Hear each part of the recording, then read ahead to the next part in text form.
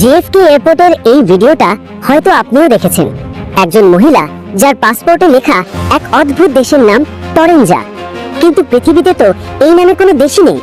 তাহলে কে এই মহিলা, আর কেনই বা তিনি এয়ারপোর্টের ডাস্টবিনে কিছু একটা খুঁজছিলেন?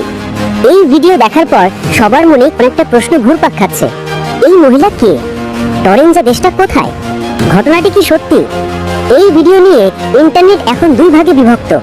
একদল ভাবছে এই মহিলা সত্যি সত্যি অন্য কোনো জগৎ বা প্যারালাল ইউনিভার্স থেকে আমাদের পৃথিবীতে চলে এসেছেন। তাদের মতে হয়তো তার জগতে টরেঞ্জা নামের দেশ আসলেই আছে। আরেক দল মনে করছে এটা টাইম ট্রাভেলের মতো কোনো ঘটনা, কিন্তু আসল সত্যটা এর থেকেও অনেক বেশি অবাক করার মতো।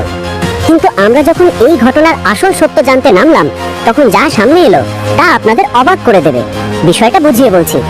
এই ভিডিওটি কোনো সত্যিকারের এয়ারপোর্টের সিসিটিভি ফুটেজ নয়। এটি তৈরি করা হয়েছে আর্টিফিশিয়াল ইন্টেলিজেন্স বা এআই এর মাধ্যমে।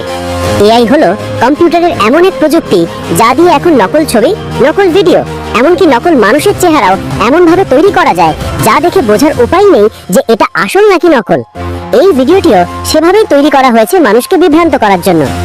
এর সবচেয়ে বড় প্রমাণ হলো এই ঘটনার কোনো খবর কোনো আন্তর্জাতিক সংবাদ মাধ্যমে আসেনি।